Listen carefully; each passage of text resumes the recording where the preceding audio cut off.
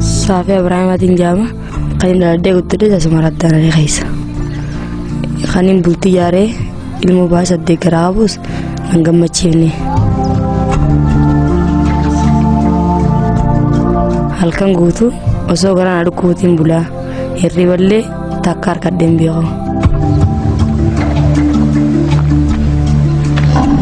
garawanin kabu dukub sadde kella fayya aradadanya sarashani ol dibiatin jira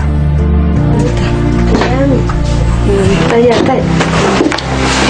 naka legongan corona kanke corona mas korode hon diga kanke ti sirri de jo mjan ke ti stam sati sirri da nanna sale sirri da mjan kanke ti stam sinni taw juru sirri da garu wanni nim lisan kena nyata gabacho kheti hankina nyata wanni sidukuba olufis hankina nyata gabacho khana rayecho khana fa nasidura hankina nyata khana atijara qabda nyata madana nama khanin addate nyachu ka qabdu simen turre na antejir khana fudu malif nya ngolatin nama garaka wala kon danyata timu na dere kenenne hon herina diga kaytif sigar garejo gana ma fi gelgala idi tak tak digemsta khalina khan amma mungkin gabat nyata gabat shuru tanan sifin kata borakatana shuru deite fulakta ay nagian khana fa nasidura hankina nyata hana atijara gabda nyata madana nama khanin addate wa man hijirwar e safidedi minyal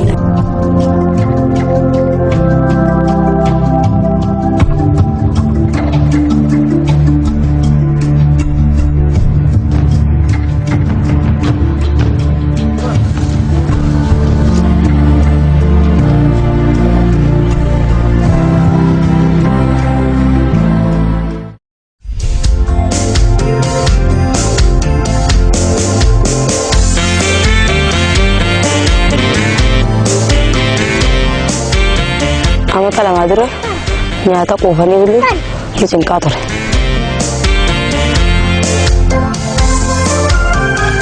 ba man ya jinis wadin gallutura amma garu jiru kan yangoneti kofne bulu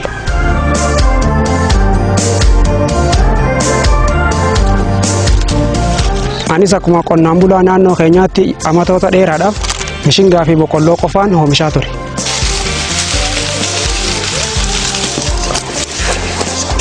Ooyiruutii sanarraa midhaan kintaala 5 hanga 6 qofaa oomishaa ture. Kanaafuu baatii 6 qofaafiin itti gargaaramaa ture. Nuti naannoon keenya hanqina roobaa waan qabnuuf beelaa fi caamsaadhaan hedduu rakkachaa turre.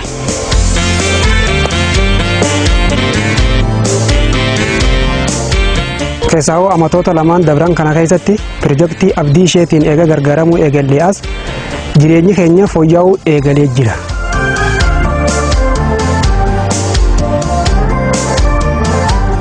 Barana ooyiruutii irratti gosa midhaan nyaataa 10 ol facaaseetiin jira. Kanaafuu nyaata madaalamaa nu barbaachisu mana keenya keessatti guutanneeti magaalaafillee kan ta'u oomishuu eegaleeti jira.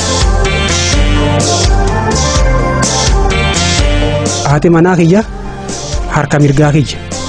Isinis galii mataa fi waan uummattee jirtuuf akka duritti kophaa fiigaa hin jiru. Ni gargaarami?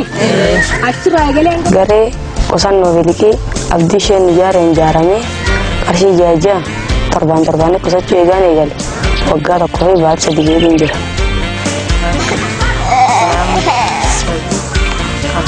Garee qusannarraa qarshii 500 liqeeffadhee marsaa 4tti killee loozii barbaree fi re'ee kan dalagachuudhaan galii uummadheetiin jira.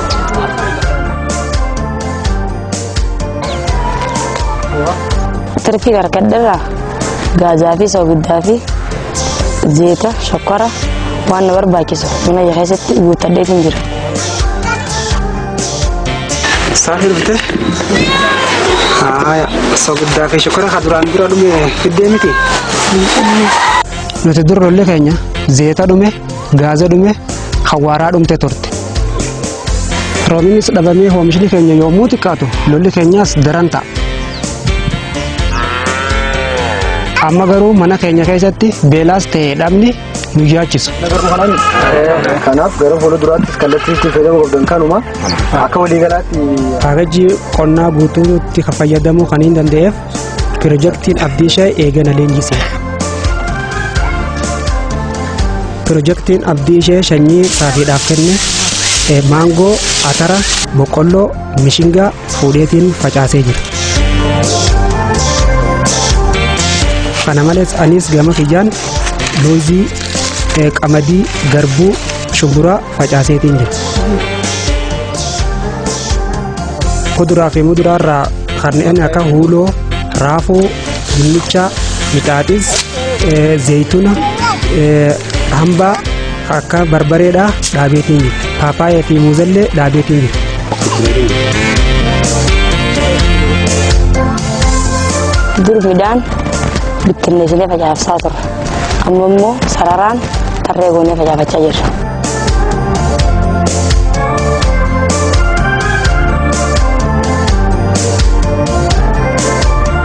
itti fayyadama madaabaraatii fi qophii lafaatii fi arama balleessuu irrattis deeggarsa dhaabbata keer abdii isheedhaan godhamee fi deeggarsa ogummaa nuti kennuun guutuun guutuutti lafarratti hojii jijjiiree jira. Qonnaan madda nyaata keenyaati. Ooyiruun keenya guguu bareede nutis qofnee bulla. Kanaaf jecha dhiiraaf dhalaa osoo hin jenne ganamaaf galgala ooyiruu keenya keessatti ni hojjenna.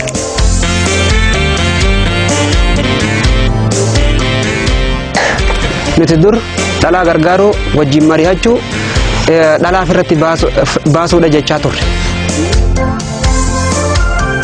Hojiin ooyiruu yoo na dadhabsiisuu baatte wanneen akka qoraanii, bishaan fideetiifiin isii gargaaraa jira. Ooyiruu keenya keessatti midhaan adda addaa kan nyaataaf nu barbaachisu facaafannee jira, oomishannee jira. Nuti dur rakkoon keenya dhaboo oomishaa qofaa miti. Itti fayyadama irrattis rakkoo qaba. Amma garuu oomishaa fi itti fayyadama irrattis beekumsa gahaa arganneef jirra. Akkuma aadaa naannoo keenyaatti dhiirti alawaadaa seentee dhalaa hin gargaartu turte. Anis akkuma san alawaadaa seenee hin gargaaru. Amma garuu maatii kiyyaaf qopheessuu dhiisiiti akkaataa nyaata madaalamaa itti qopheessan walgahii irratti illee barsiisaatiin jira.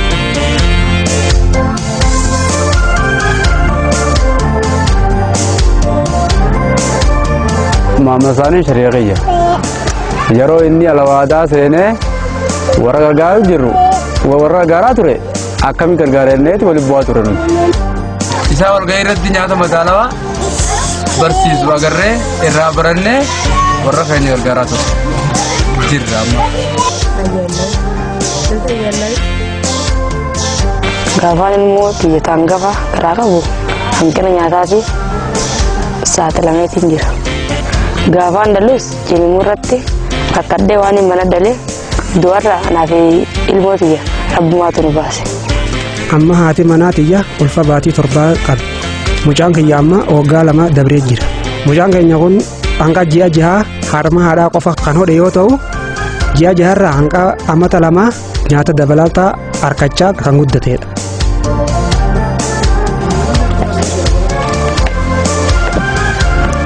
Haati manaa kiyya garaa waan qabduuf nyaata madaalamaa isiidhaaf barbaachisu hojjadhee fi nyaachaa jirti.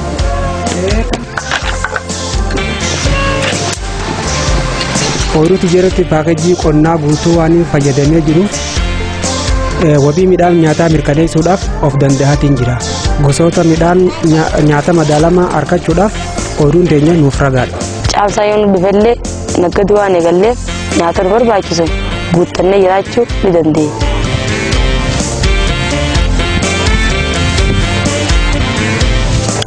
Nuti har'a bultii teenyatti gammadoodha. Mucaan keenya muftiinis jabaa fi gammadaadha. Haati mana kiyyaatis garaa waan qabduuf to'annoodhaaf karaa keellaa deemte malee akka duritti hanqina nyaataatiin hin deemtu. Qorannaan si gaggeessee kana keessatti taa'umsi daa'ima keessa garaa keessa jiruutis fayyaa qaba. Daa'imni garaa keessa jiru mucaan keessa fayyaa qaba. Atis fayyaa qabda. Dhirna dhiigaatis hin qabdu. Hanqina nyaataatis hin qabdu. Jijjiirama guddaa fiduu kanaaf anuu baay'een itti gammadee jira. Ammaan booda karaa keellaa fayyaa deemuudhaaf yeroo biyyee xiyyoo qofa tajaajilachuudha.